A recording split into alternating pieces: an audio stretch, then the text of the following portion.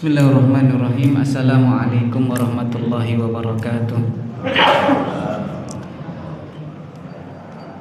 Innal hamdalillah nahmaduhu wa nasta'inuhu wa nastaghfiruh wa na'udzu billahi min shururi anfusina wa min sayyiati a'malina may yahdihillahu fala mudhillalah wa may yudlil fala hadiyalah. Asyhadu an la ilaha illallah wahdahu la syarikalah wa asyhadu anna Muhammadan abduhu wa rasuluh.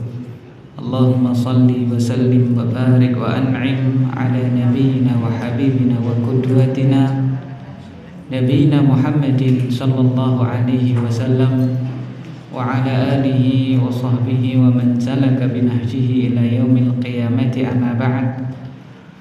Qala Allah ta'ala fi kitabihil karim: Ya ayyuhalladzina amanu taqullaha haqqa tuqatih wa la tamutunna illa wa antum muslimun. Wa qala rasuluna Muhammadun sallallahu alaihi wasallam: Talabul ilmi fariidatun ala kulli muslim. Allahumma 'allimna ma yanfa'una wanfa'na bima 'allamtana wa zidna 'ilma. Allahumma innana nas'aluka ilman nafi'a wa rizqan thayyiba wa amalan mutaqabbala. Amma ba'd, kaum muslimin wal muslimat, jamaah semuanya yang semoga dirahmati oleh Allah Subhanahu wa taala. Terlebih dahulu mari kita panjatkan puja-puji dan syukur kita semua kehadirat Allah Subhanahu wa taala, zat yang telah memberikan kepada kita semua berbagai macam curahan nikmatnya. Di antaranya pada kesempatan kali ini Allah Subhanahu wa taala memudahkan kita semuanya untuk banyak sekali melaksanakan ketaatan kepada Allah Subhanahu wa taala. Ini merupakan nikmat yang begitu besar yang Allah anugerahkan kepada kita, karena tidak semua dari hamba-hamba Allah Subhanahu wa taala Allah beri nikmat seperti yang Allah berikan kepada kita pada kesempatan pagi kali ini. Maka wajiblah bagi kita untuk mensyukuri nikmat-nikmat Allah Subhanahu wa taala itu tadi, dan semoga dengan syukur kita kepada Allah Subhanahu wa taala, nikmat yang telah Allah Subhanahu wa taala anugerahkan untuk kita ini, Allah tambahkan lagi dengan nikmat yang lebih banyak, yang lebih barokah dan lebih bermanfaat tentunya untuk kita. Dan manfaat terhadap tambahan nikmat Allah yang terbesar tentunya datangnya kelak di hari kiamat, yaitu tatkala kita menghadap Allah Subhanahu wa taala. Semoga kita semuanya dimudahkan untuk masuk ke dalam surganya Allah Subhanahu wa taala. Allahumma amin. Selanjutnya salawat serta salam semoga senantiasa tercurahkan untuk teladan kita, panutan kita bersama, baginda yang mulia Nabi besar Muhammad sallallahu alaihi wasallam. Allahumma salli wa sallim wa barik wa an'im ala nabiyyina Muhammad. Kaum muslimin wal muslimat, a'azzani Allah wa iyyakum jami'an, bahwasanya di antara sifat ataupun di antara hal yang diupayakan oleh semua orang, dia itu ingin menjadi seseorang yang kalau bahasa Jawanya itu diajeni. Diajeni itu bahasa Indonesianya apa Pak? Dihargai ya Pak ya. Dihargai, dihormati, ya kan ya. Dan kebanyakan mungkin dari kita itu berpikir bahwasanya kehormatan itu bisa dicapai dengan harta. Kemudian kehormatan mungkin bisa dicapai dengan pangkat, jabatan. Kehormatan bisa dicapai dengan status sosial yang tinggi di masyarakat. Akan tetapi kenyataan membuktikan yang berbeda. Tidak melulu harta itu menjadi kunci utama seseorang itu dihormati. Tidak melulu jabatan itu menjadi kunci esensi orang itu untuk mendapatkan penghormatan dari orang lain. Apa yang terjadi di negeri kita beberapa waktu yang lalu itu menunjukkan bahwasanya harta ternyata bisa membuat orang itu benci kepada seseorang. Bahkan pangkat yang disalahgunakan, kedudukan yang disalahgunakan bisa membuat seseorang itu apa? Ya, benci.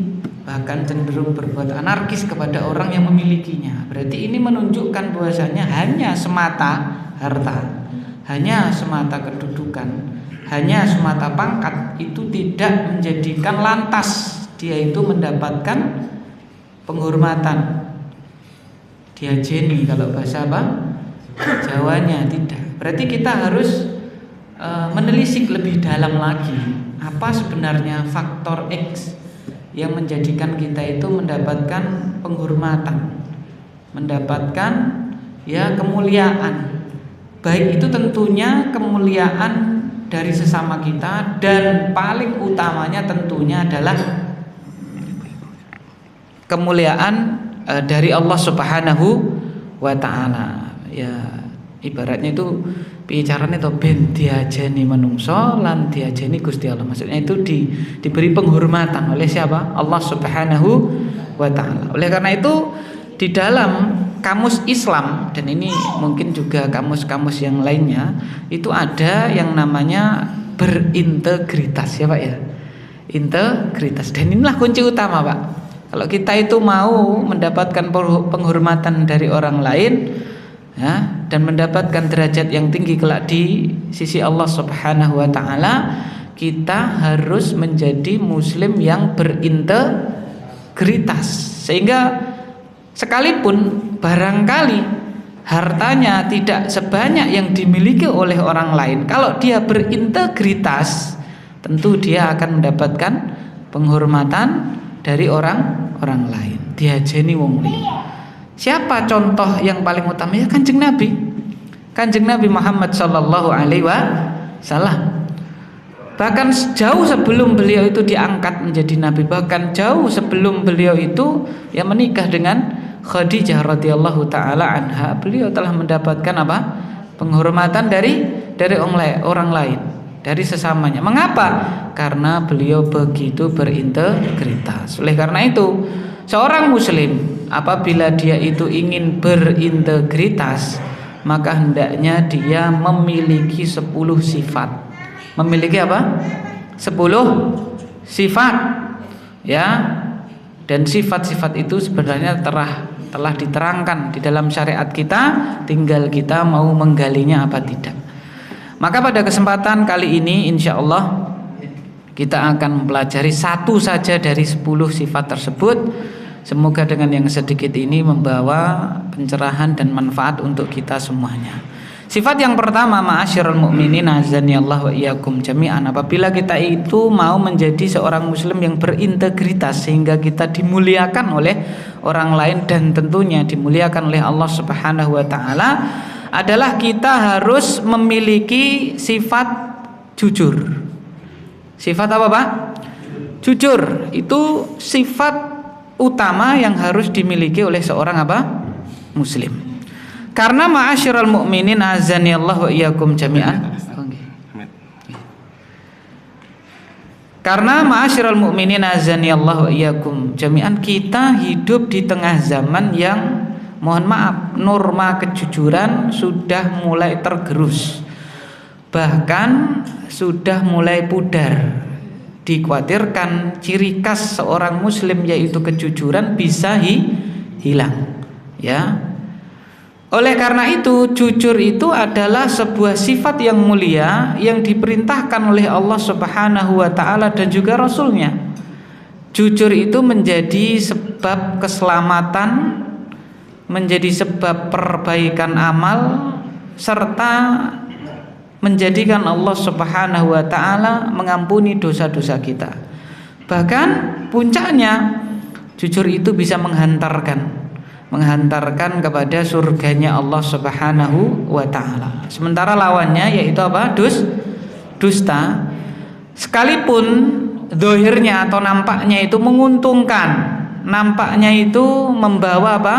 Kemuliaan, justru sebaliknya sejatinya dusta itu membawa kepada kehancuran. Sehingga seorang muslim itu dia wajib harga mati, dia itu menjadikan kejujuran itu sebagai pegangan hidupnya, ya kan? Jadi muslim itu pegangannya harus jujur, ya kan? Seperti itu ma'asyiral mukminin. Oleh karena itu Allah Subhanahu wa taala mengingatkan kita di dalam Al-Qur'an surat At-Taubah ayat yang ke-119.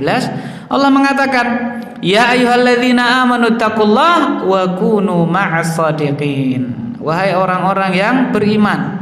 Jadi Allah Subhanahu wa taala memanggil kita.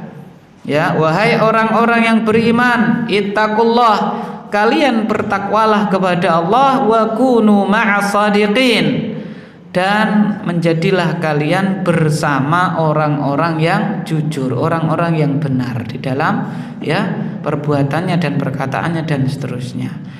Di dalam ayat ini Allah Subhanahu wa taala memerintahkan kita untuk senantiasa memegang yang namanya kejujuran. Oleh karena itu Imam Ibnu Katsir rahimahullahu taala beliau mengatakan, maksud dari ayat di atas itu apa? Usduku walzamus sidqa takunu ma'a ahlihi wa tanju minal mahaliki wa yaj'al lakum farajan min umurikum wa makhraja. Ibnu Katsir rahimahullahu taala di dalam tafsir beliau ketika menafsirkan ayat ini beliau mengatakan usduku, ya jujurlah kalian, walzamus sidqa, dan berpeganglah dengan norma kejujuran, takunu ma'a ahli, kalau itu engkau kerjakan, kalian akan bersama orang-orang yang jujur, wa tanju minal mahaliki, dan kalian pasti akan selamat dari kebinasaan. Wa yaj'al lakum min umurikum farajan wa makhraja, dan Allah Subhanahu wa taala akan menjadikan ya di dalam semua urusan kalian, semua permasalahan kalian jalan keluar dan solusi. Kapan itu? Manakala kita memegang norma kejujuran. Karena jujur itu kalimat yang mudah untuk apa, Pak?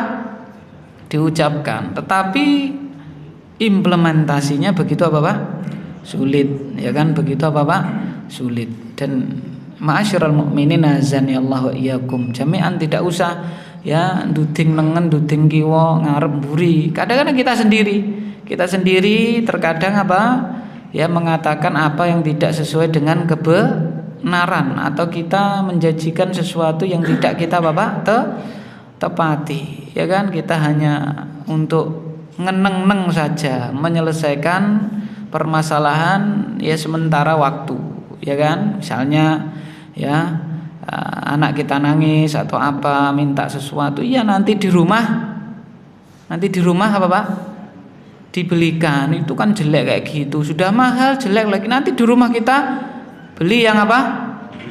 Yang bagus. Semeneng anake ra nangis ning omah lali pun boten kelingan kalih napa ingkang dipun suwun wau, napa Pak? Dibelikan apa tidak, Pak? Ya sudah, hanya apa itu senenge? Itu bahasa Jawanya hanya apa itu, Pak? Nyelimurki, ya Pak ya, nyelimurki, betul Pak ya. Ya hanya mengalihkan perhatian saja, ya kan? Nah, itu terkadang kita sendiri yang melakukan hal tersebut. Nah, ya jujur itu adalah norma yang wajib kita pegang. Allah Subhanahu wa taala berfirman di dalam surat Al-Ahzab ayat yang ke-70 sampai 71, di situ diterangkan balasan orang yang jujur, ya. Ya ayyuhalladzina amanu ittaqullaha wa qulu qawlan sadida yuslih lakum a'malakum wa yaghfir lakum dunubakum wa may yuti'illaha wa rasulahu faqad faza fawzan 'azima. Dan ini salah satu ayat yang dibawakan di dalam khutbah hajat. Wahai orang-orang yang beriman, ittaqullah, kalian bertakwalah kepada Allah, wa qulu qaulan sadida, dan berucaplah dengan ucapan yang benar. Kalau itu engkau kerjakan, yuslih lakum a'malakum, Allah akan memperbaiki amalan kalian. Jadi balasan orang yang jujur itu satu, mendapatkan perbaikan amal. Jadi kalau kita ingin amalan kita diperbaiki oleh Allah Subhanahu wa taala, di antara caranya adalah mengucapkan perkataan yang baik, perkataan yang benar, memegang kejujuran. Niscaya Allah akan perbaiki amalan kalian. Tidak cukup di situ ternyata, wa yaghfir lakum dunubakum, dan Allah akan mengampuni dosa-dosa kalian. Lalu Allah tutup ayat tersebut, wa may yuti'illaha wa rasulahu, barang siapa yang mentaati Allah dan Rasulnya. Ini menunjukkan kejujuran itu perintah Allah, perintah Rasulullah, faqad faza fauzan 'azima, sungguh dia akan memperoleh kemenangan yang besar. Kapan itu? Bila seseorang itu apa?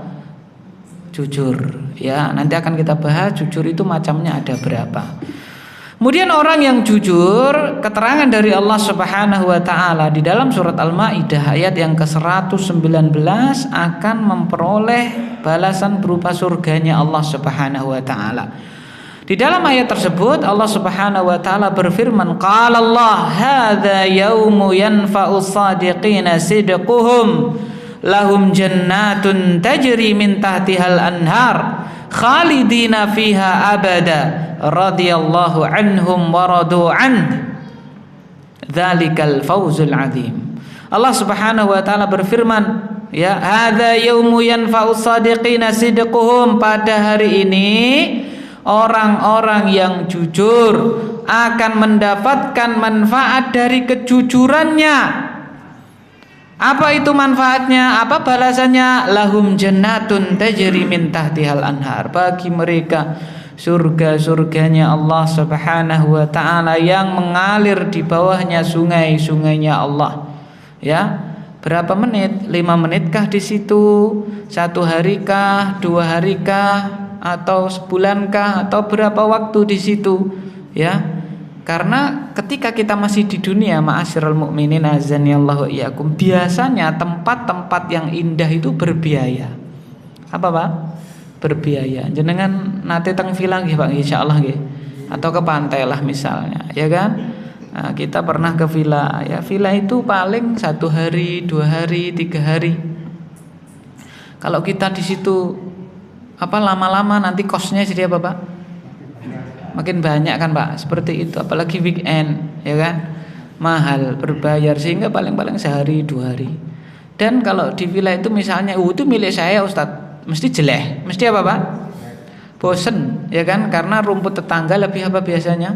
Hijau. Karena kita masih di dunia, ada kebosanan. Di surga tidak ada yang namanya bosan. Kita senantiasa merasakan yang namanya kenikmatan.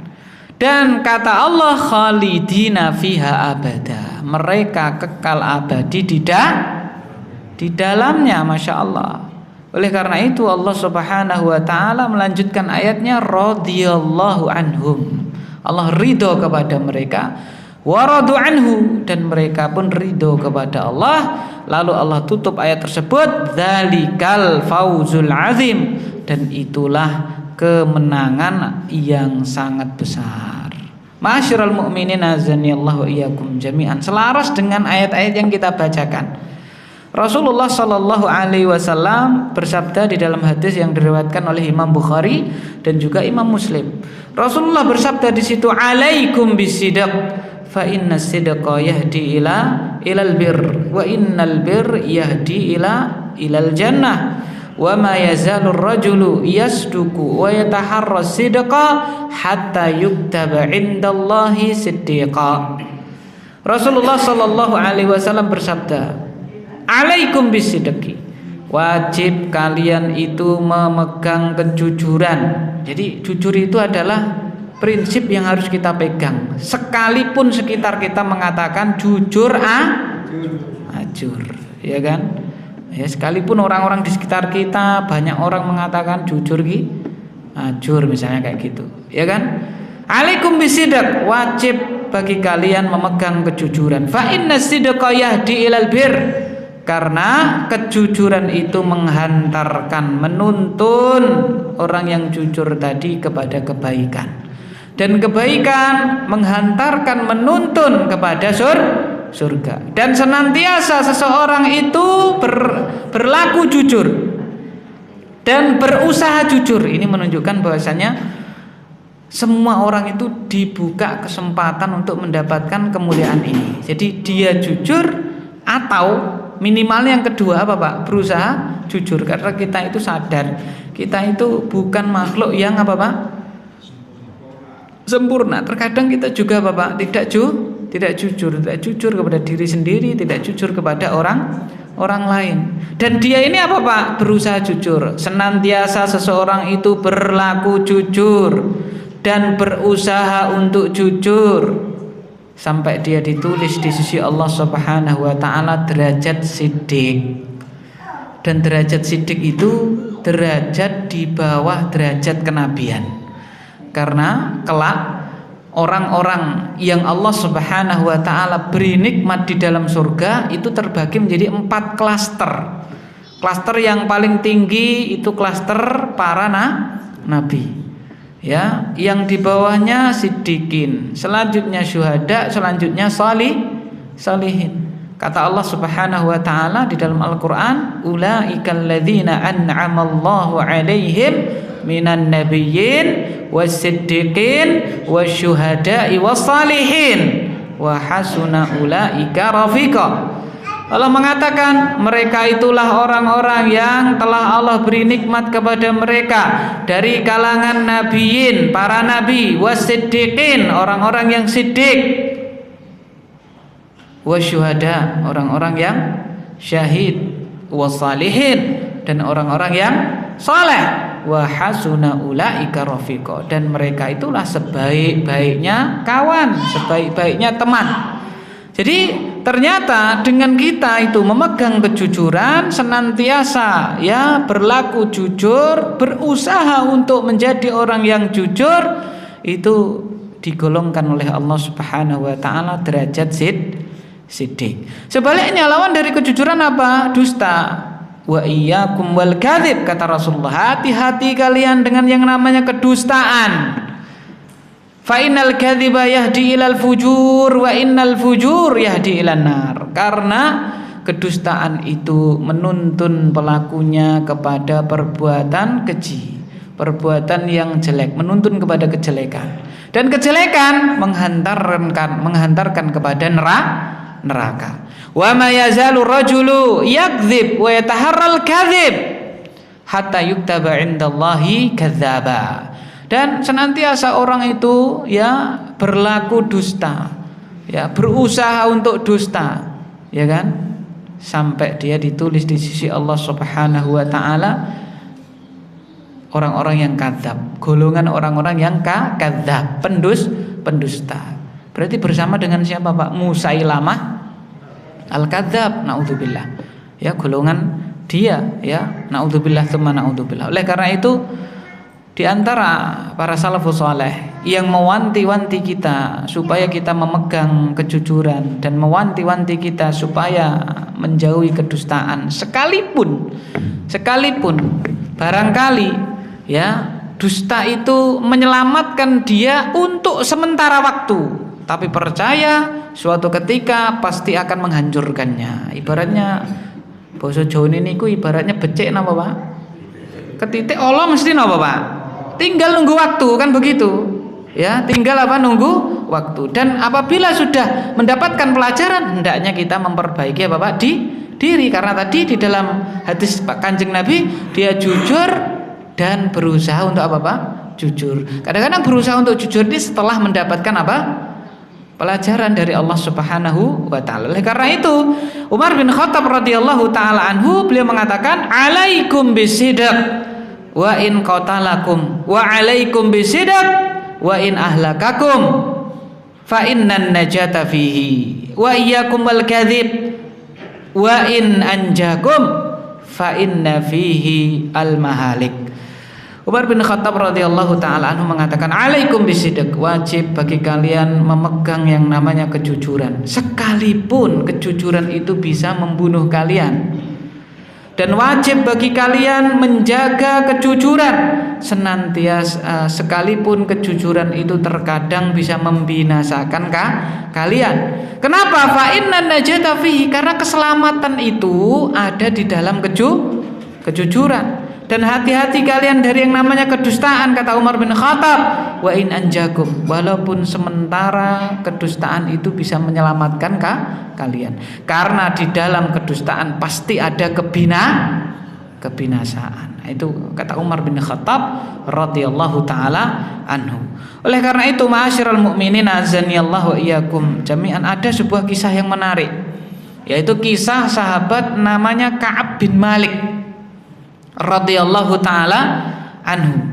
Jadi singkat cerita, Ka'ab bin Malik radhiyallahu taala anhu ini adalah seorang sahabat yang gagah perkasa, sehat walafiat. Usianya ketika itu antara ya 30 sampai 40 sekitar itulah. Jadi ketika itu Rasulullah Shallallahu alaihi wasallam memerintahkan kaum muslimin untuk ikut serta dalam peperangan namanya perang Tabuk. Ya, perang Tabuk atau Jaisul Usrah. Ya, semuanya itu wajib untuk ikut. Yang tidak ada uzur, tidak ada halangan, semuanya wajib ikut. Lah, si Ka'ab bin Malik ini itu tidak ikut serta, ndak ada udur apa-apa, nggak ada alasan apa-apa. Corone bolos, ora loro, ndak ada kepentingan keluarga, nggak ada apa-apa. Dia ndak ikut serta, sehingga ketinggalan dengan apa? Kaum muslimin yang lainnya. Setelah selesai peperangan, ma'asyiral mukminin azanillahu wa iyyakum, dan Rasulullah sallallahu alaihi wasallam telah kembali ke Madinah. Orang-orang yang tidak ikut serta di dalam perang Tabuk tersebut menghadap Rasulullah sallallahu alaihi wasallam, memberikan udurnya masing-masing, alasannya masing-masing, dan di antara mereka ada yang beralasan dengan alasan bodong. Alasan apa, Pak? Alasan bodong. Alasan bodong itu maksudnya apa, Pak? Ya, membual. Dia tidak ada alasan, tapi dia karang-karang sendiri. Itu siapa, Pak? Orang-orang munafik. Nah, Ka'ab bin Malik ini termasuk orang yang dia itu seandainya berbicara, dia itu pasti akan diterima, karena dia itu pandai sekali apa, Pak? Berbicara. Akan tetapi Ka'ab bin Malik, beliau memegang prinsip muslim harus apa, Pak? Jujur. Sehingga beliau ceritakan apa adanya, tidak ikut perang Tabuk, tidak ada udzur apa, sehingga itu menjadikan ya Rasulullah Sallallahu Alaihi Wasallam kecewa. Ya, kenapa? Karena wajib ini, perintah dari Allah dan Rasulnya. Dia langgar dan tidak ada udzur apa-apa, bukan karena sakit, bukan karena mungkin keluarganya sakit atau yang lainnya.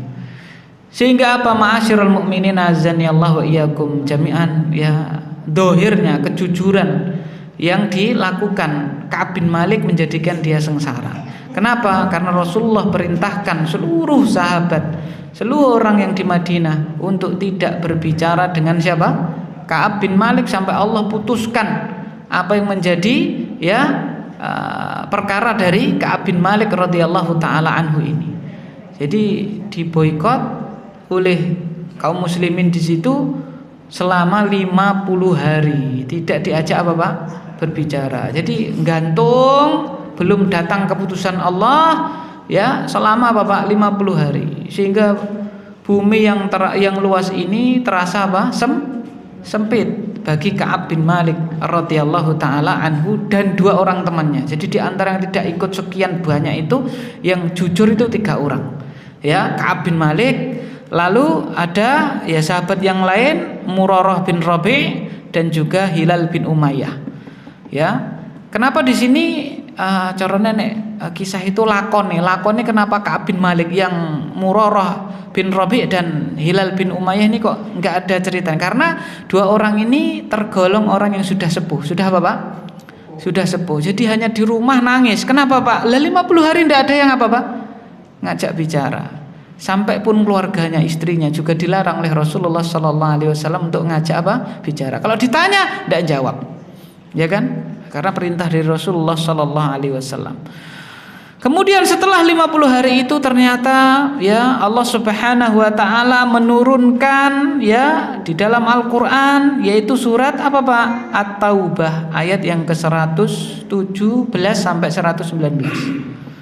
Nah, maka namanya surat At-Taubah apa, Pak? Surat Taubat. Karena Allah menerima taubatnya siapa, Pak? Ka'ab bin Malik. Jadi dia jujur, lalu apa, Pak? Ya bertobat kepada Allah Subhanahu wa taala. Allah mengatakan di ayat yang ke-118, wa 'ala thalathatil ladzina khulifu hatta idza daqat 'alaihimul ardu bima rahubat wa daqat 'alaihim anfusuhum wa dhannu alla malja'a minallah illa ilaih thumma taba 'alaihim liyatubu innallaha huwat tawwabur rahim. Dan kepada 3 orang yang mereka itu tidak ikut serta di dalam peperangan sampai menjadi sempit bumi yang seharusnya luas, dan menjadi sempit ya jiwa-jiwa mereka, dan mereka itu berkeyakinan tidak ada tempat kembali, tempat lari dari Allah kecuali hanya kembali kepadanya Ta'ala. Tsumma taba alaihim, lalu Allah menerima tobat mereka. Jadi setelah 50 hari gantung urusannya, Masya Allah, akhirnya diterima tobatnya oleh Allah Subhanahu wa Ta'ala, sehingga semua kaum muslimin gembira, ya, semuanya memberikan tahniah, memeluk siapa Ka'ab bin Malik dan dua temannya yang lainnya karena mendapatkan pengampunan dari Allah Subhanahu wa Ta'ala. Sehingga setelah itu Ka'ab bin Malik berkata kepada Rasulullah sallallahu alaihi wasallam, "Ya Rasulullah, innallaha innama anjani bisidq." Wahai Rasulullah, sesungguhnya Allah Subhanahu wa Ta'ala menyelamatkan saya dengan kejujuran saya. Wa inna min taubati alla uhadditha illa sidqan ma baqitu. Dan di antara tobatku, persaksikanlah wahai Rasulullah, aku tidak akan berucap, tidak akan berkata selama saya masih hidup kecuali kejujuran. Ini. Jadi di situ apa? Jujur membawa keselamatan yang hakiki, bukan keselamatan yang apa? Sementara yang dijanjikan oleh kedustaan. Oleh karena itu sebagai penutup, para ulama mengkategorikan jujur itu ada 3. As-sidqu fil aqwal, wasidqu fil af'al, wasidqu fil ahwal. Ya, jujur di dalam perkataan, jujur di dalam perbuatan, dan jujur di dalam kondisi alias hati. Ya kan? Yang pertama, jujur di dalam perkataan, menyampaikan sesuatu sesuai dengan kenyataan dengan lisannya. Yang kedua, jujur di dalam perbuatan, maksudnya apa? Melakukan, mengerjakan sesuai apa yang disampaikan lisannya. Karena terkadang orang itu mengatakan sesuatu, menjanjikan sesuatu, yang dikerjakan apa Pak? Berbeda dengan apa yang dia ucapkan. Oleh karena itu Allah mengatakan, ya ayyuhalladzina amanu lima taquluna ma la taf'alun kabura maqtan indallahi an taqulu ma la taf'alun. Wahai orang-orang yang beriman, mengapa engkau mengucapkan apa yang tidak kalian kerjakan? Sungguh besar kemurkaan Allah kalian mengatakan apa yang tidak kalian kerjakan. Dan yang terakhir, as-sidqu fil ahwal, yaitu jujur di dalam kondisi ataupun hati. Karena terkadang orang itu mengucapkan, mengerjakan apa yang tidak sesuai dengan isi hatinya. Contoh seperti ini misalnya, mohon maaf, ini terkadang orang Jawa itu adatnya itu bagus-bagus, tinggal jujur di dalam hatinya. Misalnya, monggo pinara, monggo mampir Pak. Nah itu engko mampir tenan bingung. Aku mau guru mampir tenan malah kan gitu. Berarti kan hatinya tidak apa itu Pak. Terkadang kita jaga lisan bisa jujur, perbuatan, tapi hati kadang-kadang tidak. Ya kan? Lha nek kesusu to Pak. Bu, kesusu mawon jenengan nih. Padahal ya nek mulih apa Pak? Nah, ya kan? Nah, jadi kata ahli ilm, orang Jawa itu adatnya bagus-bagus. Ya tinggal memperbaiki apa Pak? Niatnya alias apa Pak? Hatinya. Ya kan? Ada undangan menghadiri untuk mendoakan pernikahan, tidak cukup mendoakan, bawa Bapak amplop, padahal nggak ada loh, minta tolong nanti ya, yo apa bawalah berapa, nggak ada di undangannya itu, di ulemnya itu nggak ada. Tapi kenyataan kita Bapak bawa, karena itu adat kebiasaan kita. Sehingga apa? Tinggal memperbaiki apa? Hati, niat, jujur di dalam ahwal. Yang ketiga inilah yang terkadang apa Pak? Belum kita terapkan. Lisan mungkin bisa jujur, perbuatan juga bisa jujur, kadang-kadang hatinya tidak bisa Bapak jujur. Maka yang kita ucapkan, yang kita kerjakan haruslah bersesuaian dengan isi hati kita. Mengapa ma'asyiral mukminin? Kalau ya kebaikan yang ada pada zahir fisik kita, hatinya tidak apa? Jujur di dalam itu, yaitu orang-orang apa Pak? Munafik kan seperti itu. Oleh karena itu ya jujur yang sebenarnya baik itu bisa mengerjakan di dalam 3 hal tadi, lisannya bisa jujur, perbuatannya bisa jujur, hatinya juga bisa Bapak jujur, insya Allah itu akan menyelamatkan dia di dunia hingga kelak di mana Pak? Di akhirat. Semoga Allah Subhanahu wa taala ya memberikan kekuatan kepada kita untuk senantiasa menjaga kejujuran dan senantiasa untuk membersamai orang-orang yang jujur sehingga kelak di akhirat harapannya kita semuanya dimasukkan ke dalam surganya Allah Subhanahu wa taala. Allahumma amin. Semua yang benar datangnya dari Allah. Apabila ada luput dan salahnya kami mohon maaf sebesar-besarnya. Subhanakallahumma bihamdika asyhadu an la ilaha illa anta astaghfiruka wa atubu ilaik. Wa sallallahu ala sayyidina Muhammadin. Assalamualaikum warahmatullahi wabarakatuh.